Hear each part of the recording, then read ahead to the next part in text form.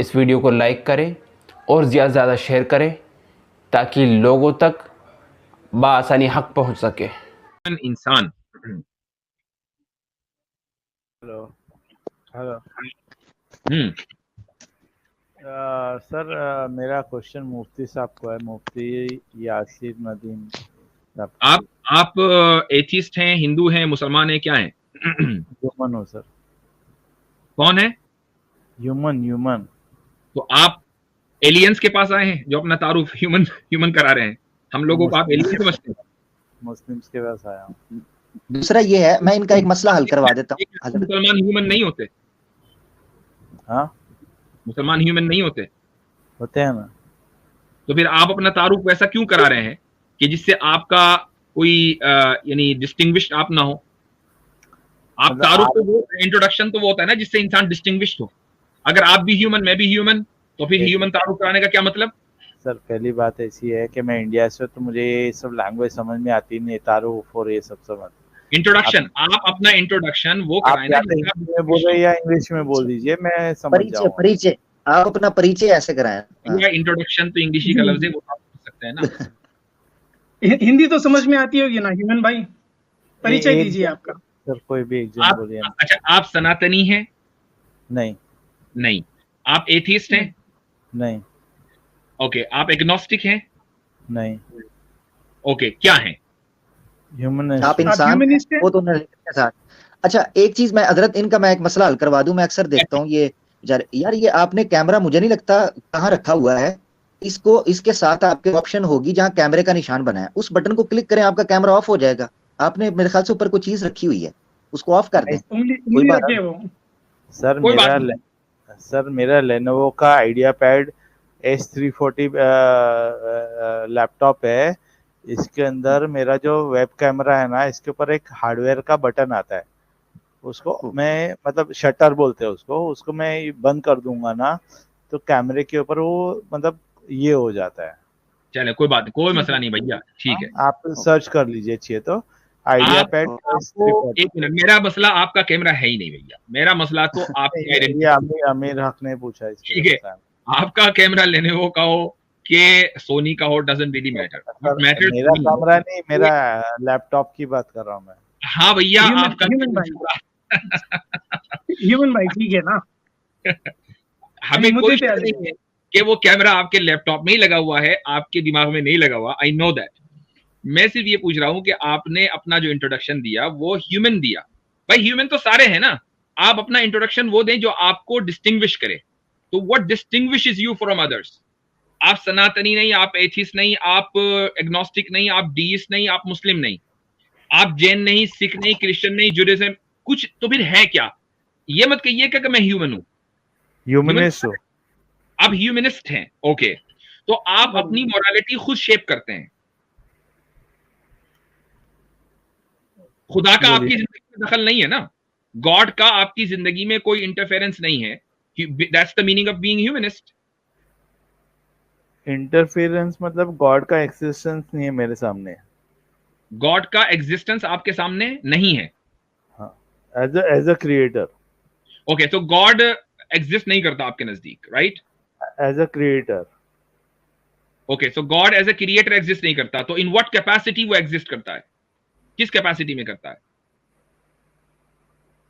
फिलहाल तो कोई मतलब मुझे कोई उसका प्रूफ मिला नहीं है अभी तक गॉड का। ओके, तो फिर आप एथिस्ट हो ना, सिंपली कहो कि आप एथिस्ट हो। नहीं, मैं क्यों बोलूं भाई, चूंकि एथिज्म के माने ही गॉड के एग्जिस्ट।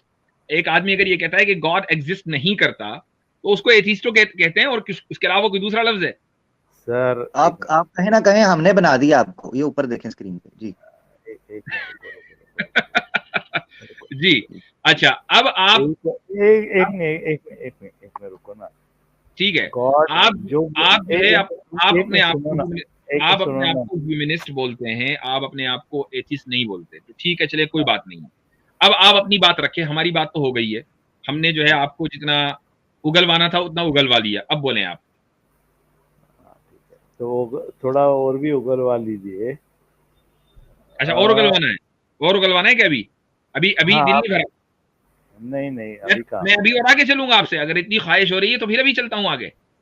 सवाल का हाँ। जवाब दीजिए, मेरे सवाल का ये जवाब दीजिए कि आप अपनी मोरालिटी कहाँ से ड्राइव करते हैं? सर आपका जो ये EP40 है ना, लाइव क्वेश्चन एंड आंसर, ऐसा है कि सवाल करेगा कौन और जवाब देगा कौन। अभी आपने कहा कि मैं भी थका नहीं हूं और उगलवा लीजिए, तो मैं तो इसलिए कह रहा हूं कि भैया मैं हाँ ना। आपकी ख्वाहिश हो रही है उगलवाने की, तो इसलिए मैंने आपसे सवाल किया कि मोरालिटी कहाँ से ड्राइव करते हैं। स्टार्ट करिए चलो, और क्या पूछना पूछिए। यही मैं सवाल कर लिया मैंने आपसे कि आप क्या? अपनी मोरालिटी कहाँ से ड्राइव करते हैं? मैं मेरा मोरालिटी है ना अच्छे काम से डिराइव करता हूँ। किसी अच्छे काम को आप कैसे समझते हैं कि अच्छा काम है? जो मुझे समझ में आए सही है, जिसकी वजह से किसी का नुकसान नहीं होता है। ठीक है, तो आप अपनी मोरालिटी जो है अपनी अकल से ड्राइव करते हैं ना, फिर आप ये क्यों कह रहे हैं कि अच्छे काम से ड्राइव करता हूं? आप ये कहिए कि मैं अपनी मोरालिटी खुद बनाता हूं। मैंने कभी बोला मैं बनाता हूँ? लो, अभी यही बात तो साबित हो रही है। आपने कहा मैं ये तो अच्छे आपने बोला, ये तो आपने बोला। भाई आपने बोला ना कि जो चीज मुझे अच्छी लगती है मैं उसको अच्छा समझता हूँ। नहीं आपको मैंने जो चीज अच्छी लगती है, एक मिनट हेलो, मैंने ये नहीं बोला। आप है ना, you don't put words in my mouth, ये चाहे आपने आप बोला। अपने अल्फाज में खुद ही हमारे सामने फरमा दें कि आपकी शख्सियत जो है वो कैसी है और क्या है, आप ही बता दें हमें। अभी तक तो it's totally puzzling. You don't know what you are trying to say. I know what I'm trying to say. You are say you are trying to avoid my question. You haven't asked a single question yet. अभी तक के मैंने जितने सवाल सवाल। पूछे आप जो है Because you are not allowing me to ask my question. then आप- don't say I'm avoiding your question because you didn't ask a question. Because you are not आप allowing me to ask my question. Human भाई आप पहले उनके सवाल का जवाब तो दे दें। आपने कहा था पहले पूछ लें आप, मैं उगल देता हूँ। तो बताएं ना, वो कहाँ से लेते हैं आप अपनी मोरालिटी? मैं मेरा मोरालिटी अच्छे काम से लेता हूँ। तो अच्छे अच्छा काम को डिफाइन भी तो करें ना। ये ऐसे ही है कि जैसे आपसे पूछा जाए इंसान क्या है, आपका इंसान इंसान होता है। मोरालिटी अच्छे काम को ही कहते हैं ना बेसिकली। तो मोरालिटी जो है वो जो है उसे कह लें आप ठेठ जुबान के अंदर अच्छे काम को ही कहते हैं। उसको थोड़ा एक्सप्लेन करें। मॉरल एक्ट क्या है? अच्छा काम। अच्छा काम, Yes. बिल्कुल। बोलिए। यस बोला ना, अभी वापस कितनी बार बोला? हाँ, ये तो बताएं, अच्छा काम अच्छा कैसे होगा और बुरा काम बुरा कैसे होगा, ये कैसे अंतर करेंगे आप, जरा बताइए। अभी इतना आपको अगर बेसिक डिफरेंस नहीं पता है तो आप डिबेट में बैठना नहीं चाहिए। अच्छा, बहुत शुक्रिया। यानी चलिए, आप बेसिक डिफरेंस बता दें, हमें नहीं पता, आप बता दें। मैं बता दें। अगर कोई आदमी भूखा बैठा है, ठीक है, मैंने जाके उसको रोटी दे दी या कुछ खाना दे दिया, उसका धर्म नाम पूछे बगैर, तो वो अच्छा काम हुआ, ठीक है। ठीक। अभी मैंने उसको, वो भूखा बैठा है, मैंने उसका नाम पूछ लिया, धर्म पूछ लिया, और वो मेरे धर्म और मेरे मतलब मेरे ब्रैकेट में बैठता नहीं है, तो मैंने उसको खाना नहीं दिया, तो इट्स इमोरल। तो यानी अगर आप किसी को बेनिफिट पहुंचा रहे हैं, हार्म नहीं पहुंचा रहे हैं, तो बेनिफिट पहुंचाना मोरल है और हार्म पहुंचाना इमोरल है, राइट? ये आप मेरे वर्ड मतलब आई एम आस्किंग, ये आप डू यू कंफर्म दिस और you reject that? I reject that. Okay, तो फिर आप मुझे थोड़ा सा दोबारा समझा दें कि आपने एक गरीब आदमी को रोटी दी, खाना दिया, वो भूखा बैठा हुआ है, तो आपने उसको बेनिफिट पहुंचाया ना? नहीं, बट उसका नाम और धर्म पूछे बगैर। कोई बात नहीं, कोई मसला नहीं है, नाम पूछे धर्म पूछे बगैर आपने उसको बेनिफिट पहुंचाया कि नहीं पहुंचाया? हाँ। तो ठीक। तो आपके नजदीक जब आप कोई बेनिफिशियल काम करेंगे जिससे दूसरे को फायदा हो, उसका धर्म नाम पूछे बगैर, वो आपके नजदीक एक मॉरल एक्ट है, ठीक है?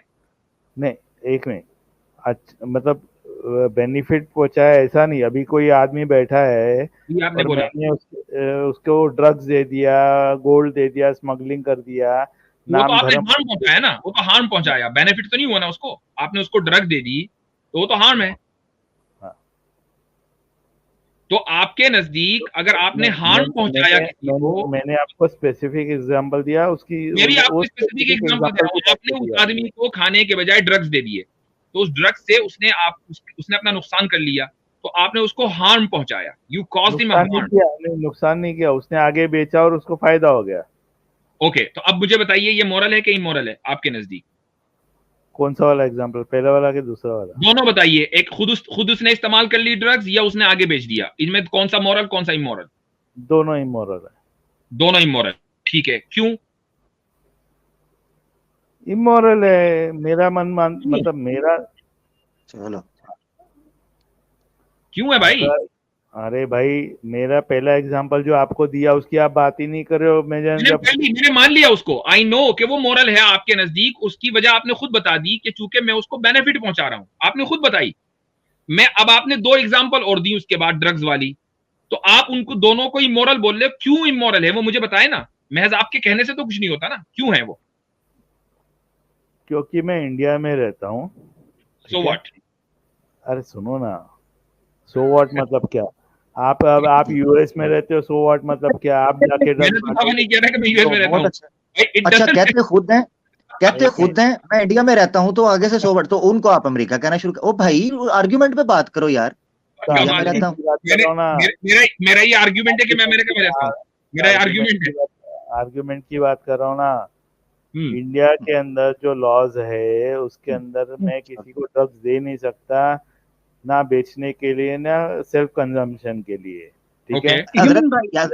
यानी इनकी मोरालिटी इंडियन कॉन्स्टिट्यूशन से आ रही है, ना कि अपनी अकल से। आमिर भाई, कॉन्स्टिट्यूशन नहीं, करप्ट पॉलिटिशियन से, क्योंकि कानून तो वो बनाते हैं ना, कॉन्स्टिट्यूशन तो बन गया, करप्ट पॉलिटिशियन आपकी मोरालिटी बनाते हैं। क्यों भाई ह्यूमन इंसान साहब? मान लीजिए कल को वो पॉलिटिशियंस चेंज कर दें, जैसे अमेरिका में लॉ चेंज हुआ ड्रग्स के ताल्लुक से, अब आप बेच भी सकते हैं, खा भी सकते हैं, तो कल को अगर इंडिया का लॉ बदल जाए तो आपका वो इमोरल एक्ट मॉरल बन जाएगा? एक नहीं, अमेरिका में कौन से ड्रग्स को अलाउ किया बताए मुझे? आपको पता है कि इस वक्त जो है रिक्रिएशनल ड्रग्स जो है इलिनॉय में, कोलोराडो में, कैलिफोर्निया में, इन सारे स्टेट्स के अंदर इस वक्त अलाउड हैं। आप किसी भी I know that is marijuana. सारे ड्रग्स नहीं है, तो सारे ड्रग्स की बात नहीं हो रही है ना। मैं कब कह रहा हूँ सारे ड्रग्स की बात हो रही है? आपका स्टेटमेंट, ये ड्रग्स में वापस आ जाए, उस पे वापस आए, जो कुछ है वापस लेकर आएंगे, ह्यूमन भाई वापस आके, ह्यूमन भाई देखिए, सुनिए, आप इंडिया में रहते हैं, इंडियन कॉन्स्टिट्यूशन। एक मिनट, हेलो नो प्रॉब्लम। मेरा भाई टॉपिक ये नहीं है ना, मुझे करेक्ट करने।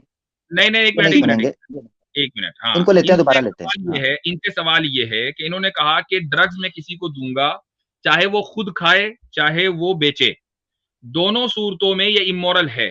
और ये इमोरल इसलिए है चूंकि गवर्नमेंट में लॉ है कि ये गलत है। तो कल को अगर लॉ बदल जाए तो क्या ये इमोरल एक्ट मॉरल बन जाएगा? क्वेश्चन ये है। एग्जैक्टली। बोले भाई इंसान साहब। बोलने दोगे तो बोलूंगा ना। हाँ, जब आप बोले, अब बोलने दे रहे हैं ना, अब बताइए, इस सवाल का जवाब दीजिए। बीच में आप इंटरप्ट करेंगे तो हम आपको नीचे उतार देंगे। जी यार, नीचे क्या, नीचे के नीचे उतार दो यार, कोई फर्क नहीं पड़ता। मुझे मालूम है कि आप फ्रस्ट्रेट हो रहे हैं, आई नो। जब बंदा फ्रस्ट्रेट होता है ना तो पता चल जाता है कि ही इज ओवर। मैं बहुत फ्रस्ट्रेटेड हूँ। जी बोलिए। अच्छा, जवाब दे। अच्छा, जो इतनी बातें कर रहे हैं, जवाब दे देना, जो सवाल पूछा उस पे दे दें। जवाब देने क्यों नहीं दे रहे हो यार आप लोग? ओके, दे दें, अभी दे। चले। एक जेनेरिक स्टेटमेंट दिया कि ड्रग्स अलाउ कर दिया, ड्रग्स अलाउ यूएस में नहीं हुए। अरे भैया अगर हो गए यार, अरे सर, फिर बोलने नहीं दे रहा, नहीं, आप फालतू की बात करेंगे तो नहीं बोलने देंगे। मैं आपसे सिंपली ये सवाल कर रहा हूं कि आपका वो इमोरल एक्ट मॉरल बनेगा अगर लॉ चेंज हो गया तो? आप बताएं। बोले। बोलने तो आप देते नहीं, म्यूट कर देते हो। हाँ, पता यही है जी। इसके अलावा आपको जवाब दें। नहीं है। हाँ जी, तो वो इमोरल एक्ट मॉरल हो जाएगा अगर लॉ बदल गया तो? मुझे बताइए पहले।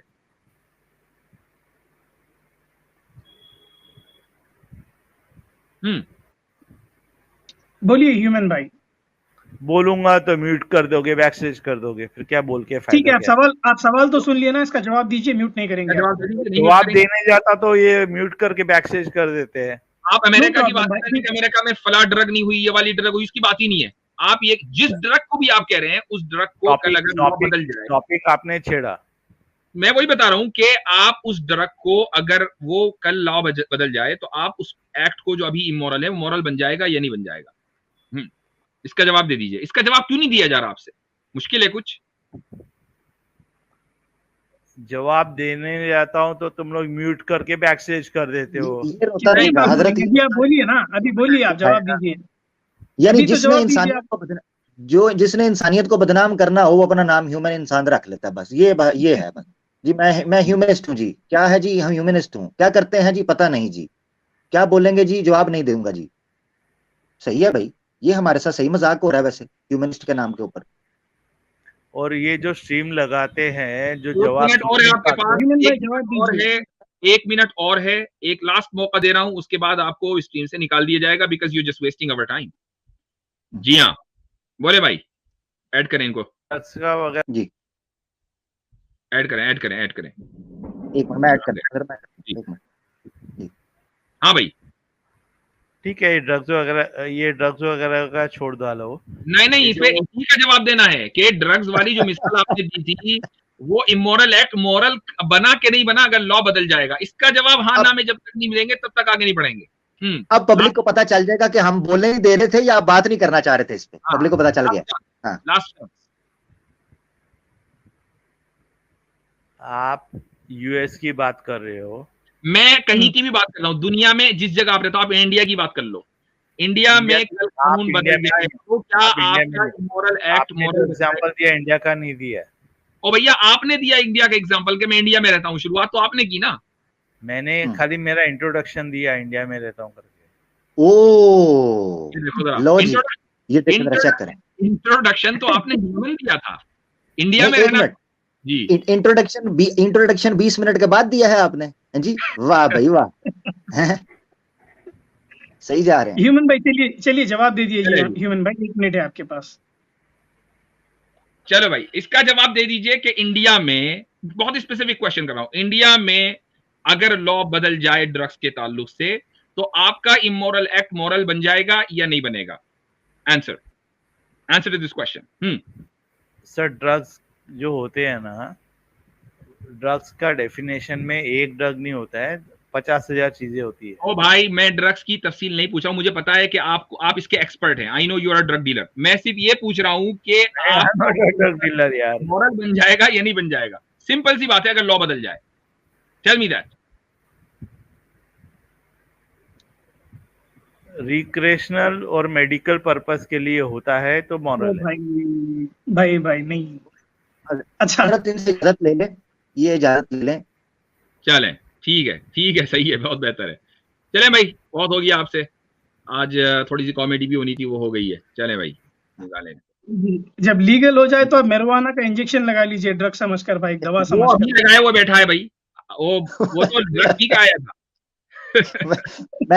मैं ये सोच रहा हूँ कि इनकी जो बड़े बड़े चैंपियन है उनकी हालत पतली क्यों है, तो वो इस तरह के थोड़े से एग्जांपल से पता चल जाता है कि बस अपना ह्यूमन इंसान जी अपने आप को। ग्लिटरी किस्म की तरह। हाँ, ये असल में क्या है, ये ह्यूमनिज्म जो है ना, एक तरह एक जमाने में बड़ी फैंसी टर्म थी, खुसूसन वेस्ट में। तो अब ये थोड़ा बहुत इंटरनेट के ऊपर सर्च करते हैं कि अच्छा, बड़े बड़े नाम जो है वो ह्यूमनिस्ट है, चलो हम भी अपने नाम के आगे ह्यूमनिस्ट लगा दें।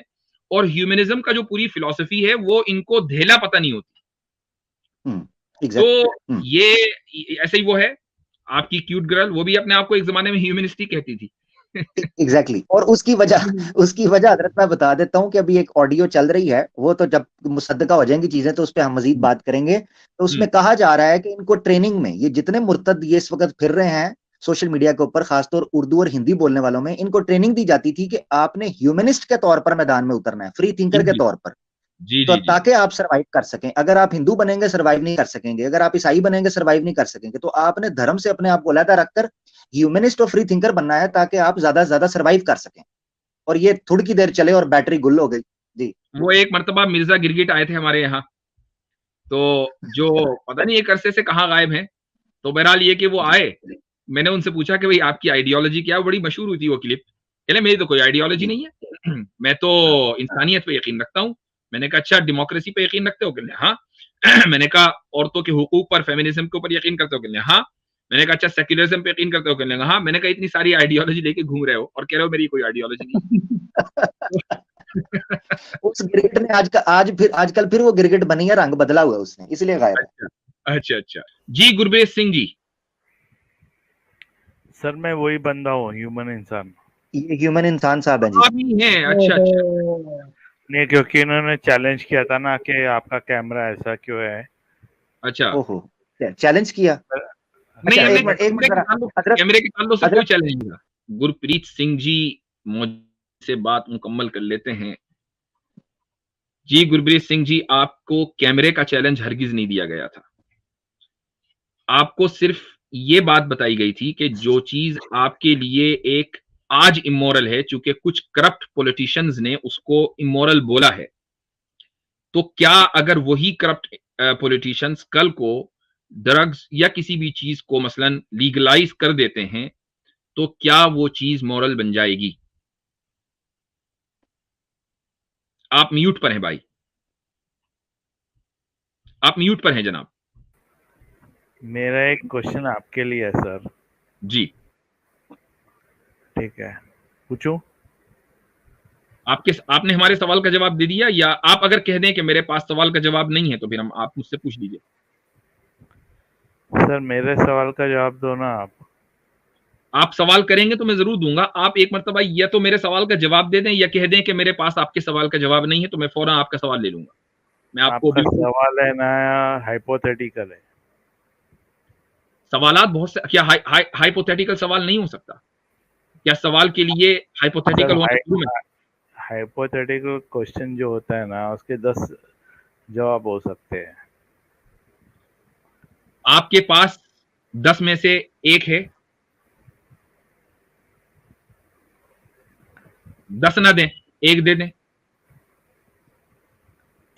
देखो, सबसे पहली बात तो ये है कि मैं मेरा कैमरा बंद करूं क्या? मर्जी है भाई। नहीं, फिर वो आमिर हक बोलेगा ये ऐसा है वैसा है कुछ। नहीं नहीं बोलेंगे आमिर भाई की गारंटी लेता हूं, नहीं बोलेंगे। ओहो,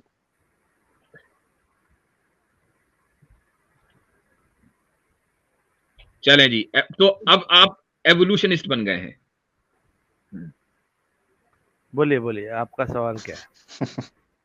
देखें, आप मेरे ख्याल से, देखिए मैं उस वक्त तक आपकी शक्ल नहीं देखी थी मैंने, लेकिन मैं आपकी उम्र का एहतराम कर रहा हूं, आप हमसे बड़े हैं।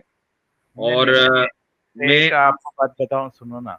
जी अभी आपने इतनी तकरीर की ना जाकिर नाइक के बारे में, ठीक है, नहीं टॉपिक से डाइवर्ट क्यों हो रहे हैं भाई? टॉपिक सवाल का जवाब दें ना। आमिर भाई बीच में क्यों बोलते हो यार? देखिए गुरप्रीत जी, मैं आपसे कह रहा हूं कि हमने आपकी शक्ल देखी, आप हमसे उम्र में बड़े हैं, हम आपका एहतराम करते हैं, लिहाजा कोई भी आपकी बेइज्जती नहीं हो रही है। सिंपली आपसे एक सवाल किया गया, उस सवाल का आप जवाब नहीं दे रहे हैं, तो आप यहाँ तो बोलने तो दोगे कि नहीं? दूसरों के लिए वेस्ट ऑफ टाइम है। तो या तो आप क्विकली अपना पॉइंट रख दें, क्विकली आप रख ही नहीं रहे हो, अभी तक कि आपका एक पॉइंट नहीं आया। मेरा एक सवाल है, आप जवाब दे दो, खाने खत्म। I leave the stream. चलिए, आप हम ये मानकर चल रहे हैं कि हमारे सवाल का आप जवाब नहीं दे पाए, अब आप अपना सवाल लेकर आए, गो अहेड जी। ठीक है, ये जो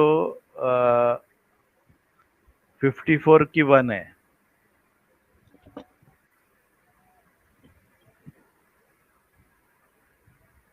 हेलो, 54 की आयत 54 की। अच्छा, इक़्तरबत इस्साअतु वंशक़्क़ल क़मर। हाँ जी, क्या है इसमें? कि चांद के 2 टुकड़े हुए।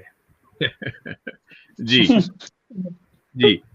मेरा सवाल ये है कि एक्चुअली 2 टुकड़े हुए या इट अपीयर्ड, मतलब अपीयर्ड समझते हो कि वहां के जो लोग थे रसूल के साथ, उनको दिखा वैसा,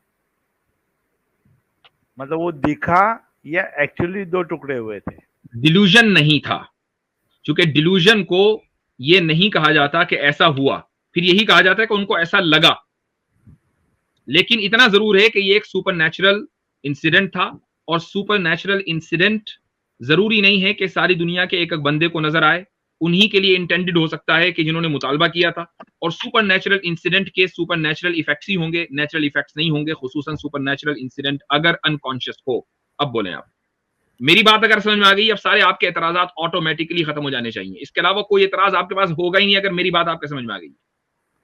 सर एक्चुअली टुकड़े हुए कि नहीं हुए उतना बताइए मुझे आप। जवाब दे दिया मैंने, जवाब दे दिया। हजरत इनसे भी अब जवाब ले लें, हमें बस इजाजत ही ले लें, क्योंकि ये पहले भी काफी टाइम वेस्ट कर गए हैं। अब आप एक काम ये करें कि आप बैक स्टेज, छोड़ो ना, सुनिए, अब आप एक काम कीजिए कि आप YouTube पे जाइएगा और ये वाला हिस्सा स्लो मोशन में करके देखिएगा, ताकि मेरी और लिख लीजिएगा एक कॉपी के ऊपर, और उसके बाद रिसर्च कीजिएगा मेरे अल्फाज के ऊपर कि मैंने बोला क्या है, और उसके बाद कोई सवाल हो तो फिर आइएगा। आई रिपीट माई स्टेटमेंट कि ये एक सुपर नेचुरल इंसिडेंट था।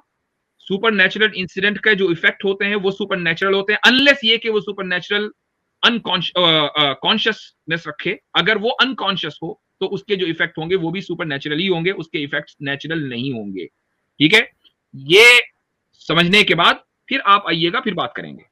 ठीक है sir, sorry to say but आप मेस्ड अप हो। कोई बात नहीं, हम मेस्ड अप है, no problem, no problem. I can take that compliment. Good night. Good.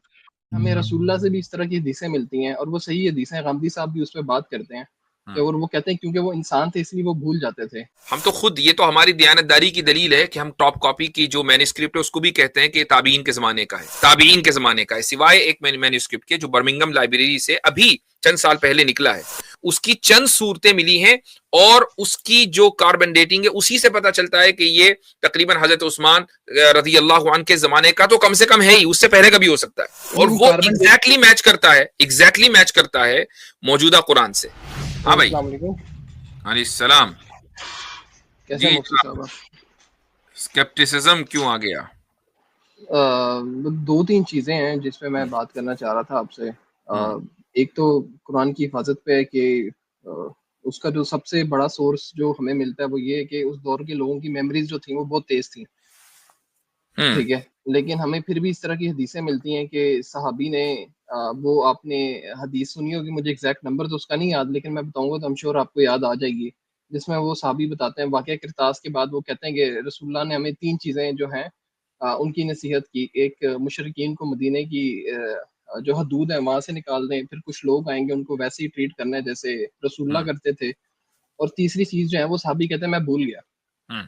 ठीक है, फिर हमें रसूलुल्लाह से भी इस तरह की हदीसें मिलती हैं, और वो सही हदीसें, गामदी साहब भी उस पे बात करते हैं कि, और वो कहते हैं क्योंकि वो इंसान थे इसलिए वो भूल जाते थे कि वो मस्जिद में मुझे नहीं पता ये मैं ठीक कोट कर रहा हूँ कि नहीं कर रहा, लेकिन वो कुछ इस तरह सीन था कि वो मस्जिद में आए और एक साहबी जो है वो कुरान की कोई तिलावत कर रहे थे, तो रसूलुल्लाह ने फरमाया कि ओ अच्छा किया तुमने, मुझे ये आयतें तुम्हारे से याद आई हैं।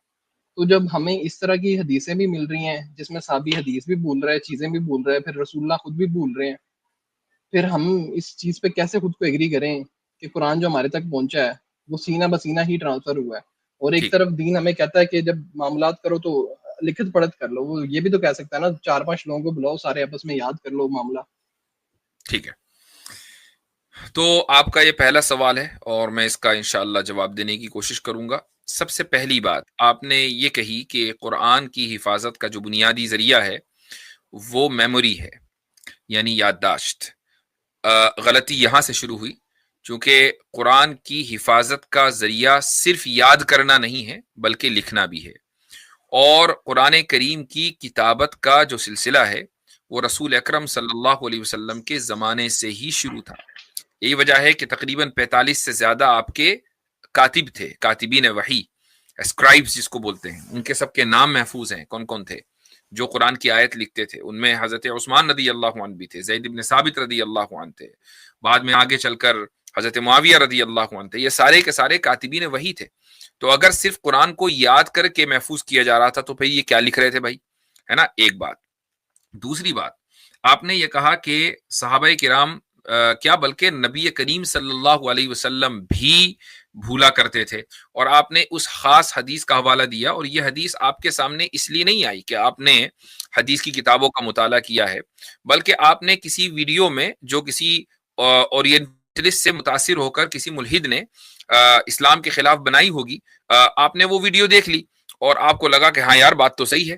तो जबकि मैं आपको एक सिनेरियो देता हूं, मान लीजिए मैं आपको कहूं कि यार वो फला दिन ये वाकया हुआ था, या कोई वाकया आपके सामने हो, मसलन है ना, कोई बात हो और आप ये कहें कि हाँ, इस बात की वजह से मुझे फला बात याद आ गई, इस बात की वजह से मुझे फला बात याद आ गई जो आज से 10 साल पहले हुई थी। इसका मतलब ये हुआ कि आप वो बात भूले नहीं थे, बस एक वाकया हुआ जिसकी वजह से आपके हाफजे से वो फाइल निकली और आपके जहन के स्क्रीन के ऊपर वो बात नमूदार हो गई, आप भूले कभी नहीं। तो रसूल अकरम सल्लल्लाहु अलैहि वसल्लम जब मस्जिद में तशरीफ लाए और वो सहाबी कुरान करीम की आयत तिलावत कर रहे थे, तो उनकी इस तिलावत की वजह से आप सल्लल्लाहु अलैहि वसल्लम के जहन में भी वो आयत आ गई। इसका मतलब ये नहीं था कि आप अलैहिस्सलातु वस्सलाम वो आयत भूल गए थे। भूलने में और याद आ जाने में कि भाई ये आयत, ये वाकया याद आ गया, ये वाकया मेरे सामने आ गया जहन में, जमीन आसमान का फर्क है। जब आप भूलते हैं तो वो बड़ी मुश्किल से स्ट्रगल करना पड़ता है, आपको याद दिलाना पड़ता है, तब जाकर वो चीज वापस आती है। ठीक है, ये उसका जवाब हुआ। फिर उसके बाद आपने कहा वाकया किरतास में सहाबी ने कहा कि मैं तीसरी चीज भूल गया। बिल्कुल इस बात का इम्कान है कि कोई एक सहाबी किसी एक बात को भूल जाए, लेकिन कुरान करीम की जो आयात हैं वो तवातुर के साथ, यानी मास ट्रांसमिशन के साथ हम तक पहुंची हैं।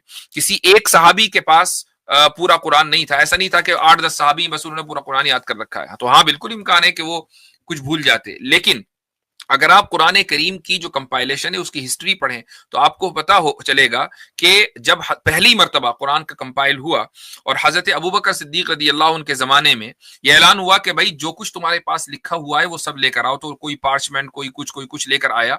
तो साथ में ये भी था कि अपने साथ 2 गवाह भी लेकर आने हैं, और ये दो गवाह वो होंगे कि जो इस बात पर गवाही देंगे कि रसूल अकरम सल्लल्लाहु अलैहि वसल्लम ने ये आयत लिखवाकर इस बंदे को दी थी। और फिर उस जमाने में कुरान करीम के एक नहीं 10-20 बल्कि हजारों हुफ्फाज मौजूद थे। हजरत उमर खुद हाफिज, हजरत उस्मान हाफिज, हजरत अबू बकर हाफिज, ज़ैद इब्न साबित हाफिज, ये सारे के सारे हुफ्फाज थे जिन्हें पूरा का पूरा कुरान याद था। इब्न अब्बास हाफिज, इब्न उमर हाफिज, ये सब हुफ्फाज हैं। ठीक है, उसके बाद एक सहाबी लिखी हुई आयत लेकर आ रहा है, उस पर 2 गवाह लेकर आ रहा है कि ये आयत मुझे रसूल अकरम सल्लल्लाहु अलैहि वसल्लम ने लिख कर दी थी। तो कुरान करीम तो इस तरीके से जमा हुआ है ना, तो इसमें भूलने का, एक आदमी अगर भूलने की उसको कुछ हो भी कि कभी चीजें भूल जाता हो, अब वो पॉसिबिलिटी खत्म हो गई। एक भूल सकता है लेकिन पूरी कम्युनिटी तो नहीं भूल सकती। जी, आपने जिक्र किया कि 45 से ज्यादा जो कातिबे वही थे, यानी जब भी वही रसूलुल्लाह पे नाज़िल होती थी तो वो उसको लिखा करते थे। लेकिन आज 45 के 45 नहीं, 45 के 45 नहीं लिखा करते थे, जो मयसर और अवेलेबल होता था वो लिखता था। ठीक है, यानी कुरान का कुछ हिस्सा एक ने लिखा होगा, दूसरे ने, तीसरे ने, चौथे ने, इस तरह टोटल 45 लोग हम इस तरह कर लेते हैं। लेकिन उनमें से आज हमें एक भी नहीं मिलता। क्या मतलब? हजरत उस्मान ने जो मैंने आपकी ही वीडियो देखी थी कि उन्होंने 5 डिफरेंट मुल्कों में कुरान पाक के वो भेजे थे। ना हमें वो हजरत उस्मान के वो मिलते हैं। उससे पहले हजरत हफ्सा का एक वर्जन था, वो भी हमें नहीं मिलता। हजरत अबू बकर के पास भी कुछ पड़ा होगा, वो भी नहीं मिलता हमें। जो ऊंट की हड्डियों पे लिखा था वो भी नहीं मिलता हमें। कपड़ों पे लिखा था वो भी नहीं मिलता। खालों पे लिखा था, हमें कुछ भी नहीं मिलता। ओके, ये मिलना क्यों जरूरी है? ताकि हमें पता चले कि जो आप कह रहे हैं कि सिर्फ सीना ब सीना ट्रांसफर नहीं है, वो लिखा भी गया साथ। तो उस लिखे की कॉपी भी तो हुई ना, यानी हमें, हमारे पास जो इस वक्त पुराने से पुराना जो मैन्युस्क्रिप्ट है, हम तो खुद, ये तो हमारी दयानतदारी की दलील है कि हम टॉप कॉपी की जो मैन्युस्क्रिप्ट है उसको भी कहते हैं कि ताबीन के जमाने का है। इजिप्ट के अंदर मस्जिद हुसैन में जो मैन्युस्क्रिप्ट रखा है उसके बारे में भी कहते हैं कि ये ताबीन के दौर का है। ताजिकिस्तान के मैन्युस्क्रिप्ट को, इराक के मैन्युस्क्रिप्ट को, जितने भी मैन्युस्क्रिप्ट ओल्डेस्ट हमारे पास मौजूद है उन सब के बारे में हम ये कहते हैं कि ये ताबीन के जमाने का है, सिवाय एक मैन्युस्क्रिप्ट के जो बर्मिंघम लाइब्रेरी से अभी चंद साल पहले निकला है। उसकी चंद सूरतें मिली हैं और उसकी जो कार्बन डेटिंग है उसी से पता चलता है कि ये तकरीबन हजरत उस्मान रज़ियल्लाहु अन्हु के जमाने का तो कम से कम है ही, उससे पहले का भी हो सकता है। और वो एग्जैक्टली मैच करता है मौजूदा कुरान से। तो what I am trying to say कि किसी एक पूरे मैन्युस्क्रिप्ट का, मसलन अगर कोई पार्चमेंट उस वक्त मिलता उस जमाने का, तो वो एक ही आयत होती ना, वो 4 आयतें होती, वो 10 आयतें होती, उसी तरह की 10, 15, 20 आयतें। बल्कि एक सूरह मरियम है गालिबन, जो बर्मिंघम लाइब्रेरी का जो मैन्युस्क्रिप्ट है उसमें सूरह मरियम है और सूरह कहफ के कुछ हिस्से वो मिला है। आपने उसको मान लिया? नहीं, डैनियल ब्रूबकर को जानते हैं आप? नहीं जानता हूं, आप बोले। अच्छा, उसने ये जितने मैन्युस्क्रिप्ट्स हैं ना, उसने इस पे पीएचडी का थीसिस लिखा था। ठीक है, जिसमें वो इसमें जितने एडिशनल वर्ड्स है ना, फॉर एग्जांपल कहीं पे अब्द लिखा हुआ है, ठीक है, एक मैन्युस्क्रिप्ट, फिर छोटा करके अगर किसी ने अल्लाह लिखा और अब्दुल्ला जी नहीं, उसने सिर्फ और सिर्फ सना मैन्युस्क्रिप्ट के ऊपर पीएचडी की है, बाकी सारे उस पर नहीं की है, सिर्फ सना मैन्युस्क्रिप्ट के ऊपर उसने पीएचडी की है। तो हमें दो वो हाँ, तो अब मैं बता रहा हूं आपको कि सना मैन्युस्क्रिप्ट हमारे नजदीक इस लायक ही नहीं था कि हम उसको आगे बना के भाई देखो हमें तो मैन्युस्क्रिप्ट मिल गया। आपको पता है, आप यकीनन पाकिस्तान के किसी इलाके में रहते होंगे, क्योंकि आप एक मुस्लिम इलाके में रहते हैं, किसी करीबी पुरानी मस्जिद के मीनार में कभी गए हैं? इस तरह का इत्तेफाक नहीं हुआ, मस्जिद जाना हो जाता है, लेकिन कभी जाइए पुरानी मस्जिद के मीनार में, ठीक है। मैं अपने बचपन ही का वाक़या बता देता हूं कि हमारे शहर की जो जामा मस्जिद है उसके मीनार में सबसे ज्यादा कुरान करीम के सिपारे फटे हुए जो बच्चे फाड़ वाड़ दिया करते थे वो वहां रखे होते थे, उसकी कोई दूसरी जगह नहीं होती थी, वहां डाल दिया करते थे। इसी तरीके से उसी पीएचडी का जो जवाब दिया गया थीसिस का वो ये कि ये दरअसल सना में जो जामा मस्जिद है उसके मीनार से ये अलग अलग हिस्से मिले, कोई कहीं सूरह नास लिखी हुई है, कोई सूरह बकरा के कुछ हिस्से लिखे हुए हैं, और उसमें क्या था कि कागज है और नीचे कुछ लिखा हुआ है, ऊपर कुछ लिखा हुआ है, ठीक है। और उस जमाने में जो कुरान करीम की तालीम दी जाती थी वो लिख कर दी जाती थी। आज भी मोरक्को में, आज भी अलजायर में और अफ्रीका के बहुत से इलाकों में लिखकर कुरान सिखाया जाता है। तो बच्चे तख्ती के ऊपर लिखते थे, अब उन्होंने लिखा गलत लिख दिया तो उसको मिटवाकर नया उस्ताद लिखवाता था कि नहीं ये लिखो, तो जो नीचे का है वो भी बाकी रहा और ऊपर का है वो भी बाकी रहा। तो वो तो तालीम के वक्त से था। यानी अगर सही लिखा हुआ मिल जाए तो वो कुरान की हिफाजत का एविडेंस बन जाता है, लेकिन अगर गलत लिखा हुआ मिल इसका जवाब भाई, अगर मान लीजिए वो मस्जिद के किसी तहखाने में या मीनार में कि जहां मस्जिद में बच्चों की तालीम हो रही है वहां पड़ा हुआ मिला और वो कंसिस्टेंट है कुरान की तालीम से, आज भी कुरान करीम दुनिया के बहुत बड़े इलाकों में उसी तरीके से पढ़ाया जा रहा है। कुरान कागज के ऊपर कुरान एक मरतबा नहीं 5-5 मरतबा लिखा जाता है, तो आप 1000 साल के बाद आकर ये कहेंगे कि देखो कुरान तो 2025 में बदल गया था। ये तो कंसिस्टेंट है ना, सिर्फ इसलिए नहीं कि चूंकि हम ये कोई तावील नहीं है, ये कंसिस्टेंट है जो तरीके तालीम है उसके साथ। तो असल ये बात है। ठीक है मुफ्ती साहब, बहुत शुक्रिया। चले,